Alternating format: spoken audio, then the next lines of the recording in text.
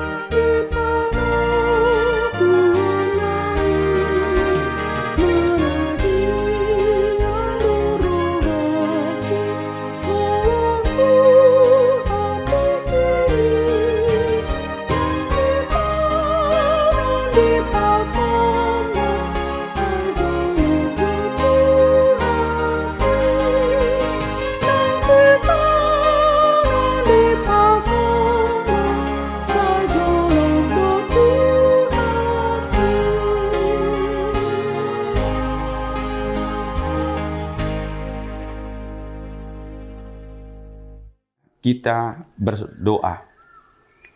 Terima kasih Tuhan atas pagi hari ini. Terima kasih semua atas penyertaan-Mu pada malam hari, sehingga kami boleh bangun pada pagi hari ini untuk mendengarkan firman-Mu. Berfirmanlah Engkau ya Tuhan, kami telah siap untuk mendengarkannya. Dalam nama Tuhan Yesus kami mengucap syukur dan berterima kasih. Amin. Saudara-saudara, firman Allah yang menyapa kita pada pagi hari ini diambil dari Kisah Para Rasul 2 ayatnya yang ke-25 dengan tema memandang kepada Tuhan. Demikian firman Allah.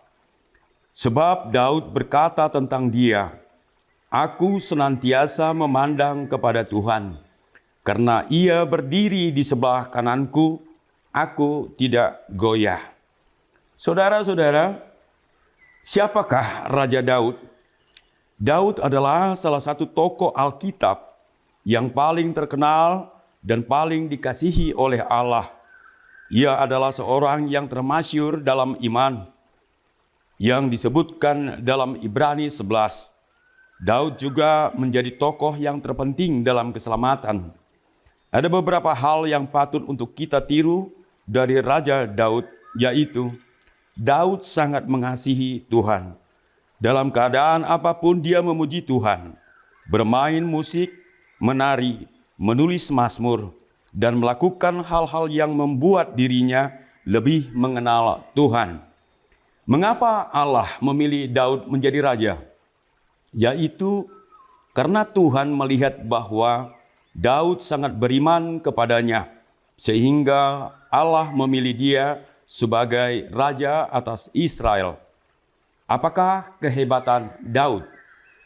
Nabi Daud memiliki beberapa talenta, di antaranya suara yang merdu mengalahkan Jalut, serta diberikan kemampuan untuk melunakkan besi sehingga bisa membuat baju besi untuk berperang.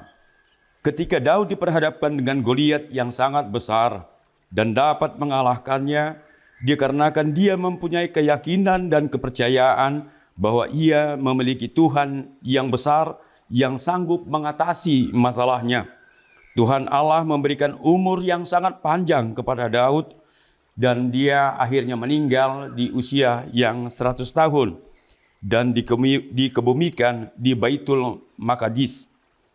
Saudara-saudara seiman, dari kehidupan Daud yang tidak pernah ragu akan kuasa Allah, dan dia memandang Allah dan meyakini bahwa Allah selalu bersama dia.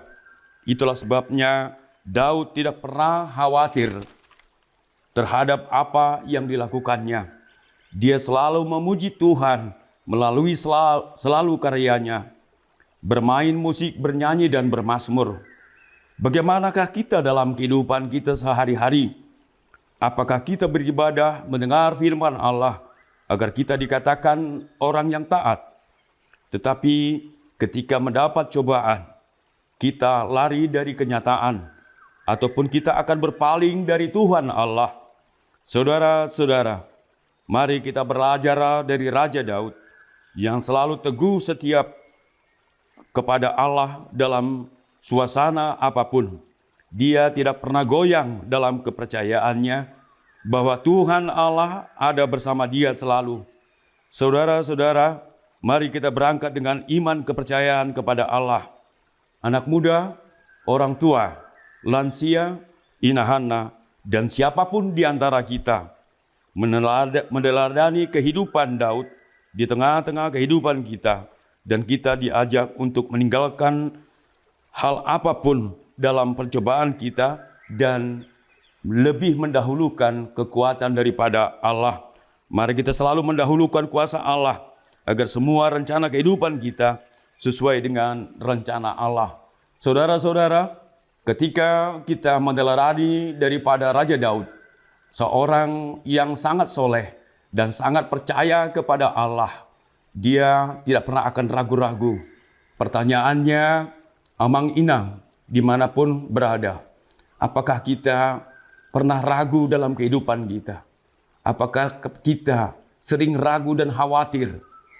Kalau amang inang, kita kembali kepada firman Allah yang menyapa kita pada minggu yang lalu, supaya kita jangan khawatir di dalam kehidupan ini.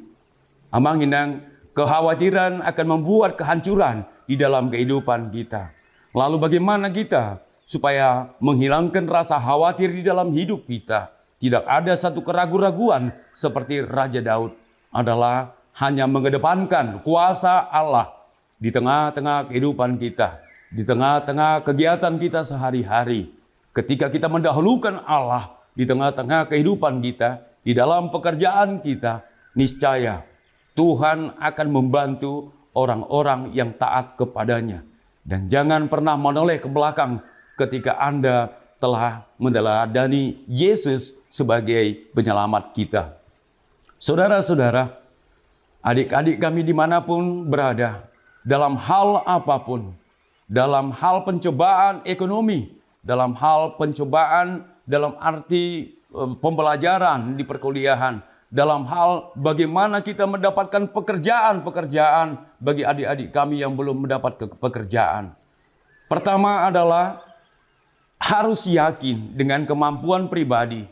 Setelah mampu kita dengan kemampuan pribadi kita, andalkan Tuhan Yesus di dalam imanmu, di dalam kehidupanmu. Ada bahasa orang Batak mengatakan andaliman. Berarti kita bukan andaliman yang sangat pedas yang kita makan itu, tetapi dia enak. Tetapi andaliman yang berarti adalah andalkan iman di dalam kehidupanmu. Tanpa iman, saudara-saudara, kita akan mengalami keraguan dan hasilnya kita akan mengalami kegagalan. Oleh karena itu, apapun permasalahanmu, Bapak Ibu yang dalam keadaan sakit, mari silakan. Tuhan akan memberikan kesembuhan bagi orang-orang yang percaya kepadanya. Allah akan memberikan kesehatan bagi kita ketika kita memang mengandalkan Tuhan Allah. Bapak Ibu, cobaan itu adalah mengingatkan kita supaya kita kembali kepada kehidupan kita. Kita supaya kembali untuk mengingat Tuhan yang selalu bersama-sama dengan kita. Oleh karena itu, percaya dan selalu mengandalkan iman di dalam kehidupan kita. Seperti Raja Daud yang selalu apapun yang dilakukannya, apapun talentanya, semuanya adalah mengarah kepada memuji Tuhan. Namun Daud juga punya kesalahan. Dia pernah tergelincir dengan perzinahan, tetapi dia langsung bertobat. Dia langsung mengatakan, Tuhan, aku bersalah. Pengakuan itu sangat diperlukan oleh Tuhan Allah. Tetapi jangan kelakuan ataupun kesalahan-kesalahan yang sangat menyakitkan kepada Tuhan Allah itu menjadi berulang dan berulang. Oleh karena itu, bertobatlah dengan sepenuh hati. Bertobatlah dengan mengandalkan Yesus, Roh Kudus yang selalu bersama-sama dengan kita. Percaya Tuhan Allah akan memberkati kita. Damai sejahtera bagi kita semuanya ketika kita mengandalkan Yesus dan iman kita selalu memuji Yesus sebagai penyelamat kita. Amin. Kita berdoa. Terima kasih ya Tuhan atas firman-Mu yang singkat ini, sehingga kami akan lebih percaya dan kami akan melakukan tugas kami sebagai manusia yang Tuhan ajarin, dan Tuhan memberikan setiap karya kami menjadi karya-karya anak Allah. Biarkanlah kami Tuhan hidup untuk selalu bersyukur dan memuji nama-Mu yang kudus. Oleh karena itu Tuhan, saudara-saudara kami, kalaupun dalam keadaan sakit, Tuhan, Engkau sembuhkan mereka dengan kepercayaan kepada Allah, sehingga kami juga boleh bersekutu di dalam rumah-Mu yang kudus, dan kami juga boleh setiap hari mendengarkan firman-Mu. Itulah permohonan kami ya Tuhan, biarkanlah kehendak-Mu yang terjadi di dalam kehidupan kami. Dalam nama Tuhan Yesus, kami mengucap syukur. Amin.